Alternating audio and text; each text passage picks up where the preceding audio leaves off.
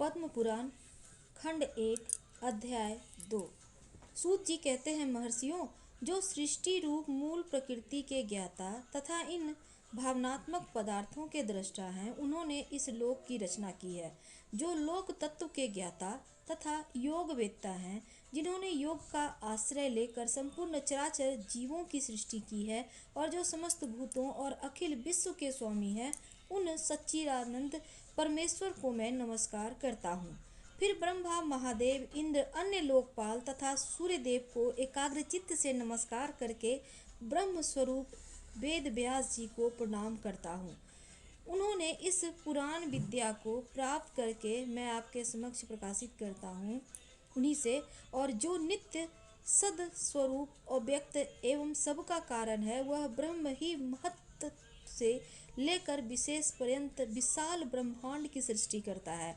यह विद्वानों का निश्चित सिद्धांत है। सबसे पहले हिरण्मय अंड में ब्रह्मा जी का प्रादुर्भाव हुआ। वह अंड सब ओर जल से घिरा है। जल के बाहर तेज का घेरा और तेज के बाहर वायु का आवरण। वायु आकाश से आकाश भूत आदि से घिरा है और अहंकार को महत्त्व ने घेर रखा है और महत्त्व अव्यक्त मूल प्रकृति से घिरा है। उक्त अंड को ही संपूर्ण लोकों की उत्पत्ति का आश्रय बताया गया है। इसके सिवा इस पुराण में नदियों और पर्वतों की उत्पत्ति का बारंबार वर्णन आया है। मनवंतरों और कल्पों का भी संक्षेप में वर्णन है। पूर्व काल में ब्रह्मा जी ने महात्मा पुलत्स्य को इस पुराण का उद्देश्य दिया था। फिर पुलत्स्य जी ने इसे गंगा द्वार यानी हरिद्वार में भीष्म जी को सुनाया। इस पुराण का पठन, श्रवण और विशेषतः स्मरण धन, यश, आयु को बढ़ाने वाला एवं संपूर्ण पाप का नाश करने वाला है। जो द्विज अंगों और उपनिषदों सहित चारों वेदों का ज्ञान रखता है, उसकी अपेक्षा वह अधिक विद्वान है जो केवल इस पुराण का ज्ञाता है। इतिहास और पुराणों के सहारे ही वेद की व्याख्या करनी चाहिए, क्योंकि वेद अल्पज्ञ विद्वान से यह सोच कर डरता है कि कहीं पर मुझ पर प्रहार न कर बैठे, अर्थ का अनर्थ न कर बैठे। तात्पर्य यह है कि पुराणों का अध्ययन किए बिना वेदार्थ का ठीक ठीक ज्ञान नहीं होता। यह सुनकर ऋषियों ने सूत जी से पूछा, मुने, भीष्म जी के साथ पुलस्त्य ऋषि का समागम कैसे हुआ? पुलस्त्य जी ने तो ब्रह्मा जी के मानस पुत्र हैं। मनुष्यों को उनका दर्शन होना दुर्लभ है। महाभाग श्री भीष्म जी को जिस स्थान पर और जिस प्रकार पुलस्त्य जी का दर्शन हुआ, वह सब हमें बतलाइए। सूत जी ने कहा, महात्माओं, साधुओं का हित करने वाली विश्व पापनी महाभागा गंगा जी जहाँ पर्वत मालाओं को भेद कर बड़े वेग से बाहर निकलती है, वह महान तीर्थ गंगा द्वार के नाम से विख्यात है। पितृभक्त भी वही निवास करते हैं और ये ज्ञानोपदेश सुनने को इच्छा से बहुत दिनों से महापुरुषों के नियम का पालन करते थे। स्वाध्याय और तर्पण के द्वारा देवताओं और पितरों की तृप्ति तथा अपने शरीर का शोषण करते हुए भीष्म जी के ऊपर भगवान ब्रह्मा बहुत प्रसन्न हुए। वे अपने पुत्र मुनि श्रेष्ठ पुलस्त्य जी से इस प्रकार बोले, बेटा, तुम कुरुवंश का भार वहन करने वाले वीरवर देवत्व के, जिन्हें भीष्म भी कहते हैं, समीप जाओ और उन्हें तपस्या से निवृत्त करो और इसका कारण भी बतलाओ। महाभाग भीष्म अपनी पितृभक्ति के कारण भगवान का ध्यान करते हुए गंगा द्वार में निवास करते हैं और उनके मन में जो जो कामना हो उसे शीघ्र पूर्ण करो, विलंब नहीं होना चाहिए। पितामह का वचन सुनकर मुनिवर पुलस्त्य जी गंगा द्वार में आए और भीष्म जी से इस प्रकार बोले, वीरवर, तुम्हारा कल्याण हो। तुम्हारे मन में जो इच्छा है उसके अनुसार कोई वर मांग लो। तुम्हारी तपस्या से साक्षात भगवान ब्रह्मा जी प्रसन्न हुए हैं। उन्होंने ही मुझे यहाँ भेजा है। मैं तुम्हें मनोवांछित वरदान दूंगा। पुलस्त्य जी का वचन मन और कान को सुख पहुँचाने वाला था। उसे सुनकर भीष्म जी ने आंखें खोल दी और देखा पुलस्त्य जी सामने खड़े हैं। उन्हें देखते ही भीष्म जी उनके चरणों पर गिर पड़े। उन्होंने अपने संपूर्ण शरीर से पृथ्वी का स्पर्श करते हुए उन मुनि श्रेष्ठ को साष्टांग प्रणाम किया और कहा, भगवान, आज मेरा जन्म सफल हो गया। यह दिन बहुत ही सुंदर है, क्योंकि आज आपके विश्व चरणों का मुझे दर्शन प्राप्त हुए हैं। आज आपके दर्शन आपने दिया और विशेषतः मुझे वरदान देने के लिए गंगा जी के तट पर आए हैं। इतने से ही मुझे अपनी तपस्या का सारा फल मिल गया। यह कुश की चटाई है, इसे मैंने अपने हाथों से बनाया है। इस बात का भी प्रयत्न किया है कि यह बैठने वाले के लिए आराम देने वाली हो, अतः आप इस पर विराजमान हो। और यह पलाश के दोने में अर्ध प्रस्तुत किया गया है। इसमें दूब, चावल, पुष्प, कुश, सरसों, दही, शहद, जौ और दूध मिले हुए हैं। प्राचीन काल के ऋषियों ने यह अष्टांग अर्घ ही अतिथियों को अर्पण करने योग्य बताया है।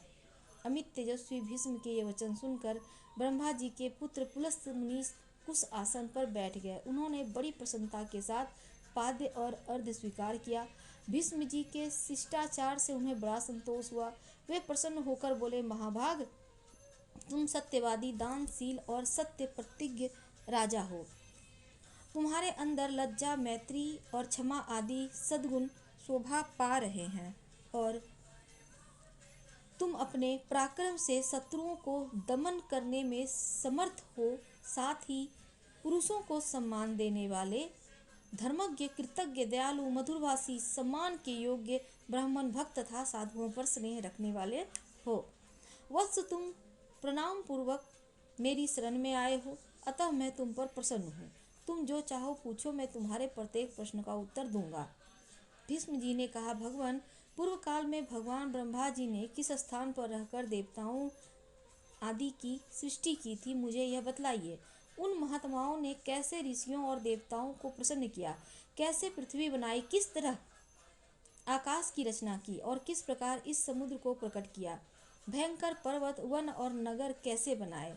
मुनियों, प्रजापतियों, श्रेष्ठ सप्तऋषियों और भिन्न भिन्न वर्गों को, वायुदेव को, गंधर्वों को, वृक्षों को, राक्षसों को, तीर्थों को, नदियों, सूर्य आदि ग्रहों, तारों को भगवान ब्रह्मा ने किस प्रकार उत्पन्न किया, यह सब आप हमको बतलाइए। पुलस्त जी ने कहा, पुरुष श्रेष्ठ भगवान ब्रह्मा साक्षात परमात्मा हैं। वे पर से भी पर और अत्यंत श्रेष्ठ हैं। उनमें रूप और वर्ण आदि का अभाव है। वे यद्यपि सर्वत्र व्याप्त हैं, तथापि ब्रह्म रूप से इस विश्व की उत्पत्ति करने के कारण विद्वानों के द्वारा ब्रह्मा कहलाते हैं। उन्होंने पूर्व काल में जिस प्रकार सृष्टि रचना की, वह सब मैं तुमको बतलाता हूँ, सुनो। सृष्टि के आरंभ काल में जब जगत के स्वामी ब्रह्मा जी कमल के आसन से उठे, तब सबसे पहले उन्होंने महतत्व को प्रकट किया। फिर महतत्व से वैकारिक, तेजस तथा भूत आदि रूप, तामस, 3 प्रकार का अहंकार उत्पन्न हुआ, जो कर्मेंद्रिय सहित 5 ज्ञानेंद्रिय तथा पंचभूतों का कारण है। पृथ्वी, जल, तेज, वायु और आकाश, ये 5 भूत हैं। इनमें से एक एक करके स्वरूप का क्रमशः वर्णन करता हूँ। भूत आदि नाम तामस अहंकार ने विकृत होकर शब्द तन्मात्रा को उत्पन्न किया। उससे शब्द गुण वाले आकाश का प्रादुर्भाव हुआ और भूतादि ने शब्द तन्मात्रा आकाश को सब ओर से आच्छादित किया। उससे अत्यंत बलवान वायु का प्रकट्य हुआ, जिसका गुण स्पर्श माना गया है। और तदंतर में आकाश से आच्छादित होने पर वायु तत्व में विकार आया और उसने रूप तन्मात्रा की सृष्टि की। वह वायु से अग्नि के रूप में प्रकट हुई और रूप उसका गुण कहलाता है। तत्पश्चात स्पर्श तन्मात्रा वाले वायु ने रूप तन्मात्रा वाले तेज को सब ओर से आवृत किया। इससे अग्नि तत्व को विकार को प्राप्त होकर रस तन्मात्रा को उत्पन्न किया। उससे जल की उत्पत्ति हुई, जिसका गुण रस माना गया। फिर तेज ने रस जल तत्व को सब ओर से आच्छादित किया। इससे विकृत होकर जल तत्व ने गंध सृष्टि की, जिससे यह पृथ्वी उत्पन्न हुई और पृथ्वी का गुण गंध माना गया है। इंद्रियां तेजस कहलाती है, क्योंकि वे राजस अहंकार से प्रकट हुई हैं। इंद्रियों के अधिष्ठाता 10 देवता वैकारिक कहे गए हैं, क्योंकि उनकी उत्पत्ति सात्विक अहंकार से हुई है। इस प्रकार इंद्रियों के अधिष्ठाता 10 देवता और 11 मन के वैकारिक माने गए हैं। त्वचा, चक्षु, नासिका, जिह्वा, सो इन 5 इंद्रियां शब्द आदि विषयों का अनुभव कराने के साधन है। अतः इन 5 को बुद्धि युक्त अर्थात ज्ञानेंद्रिय कहते हैं।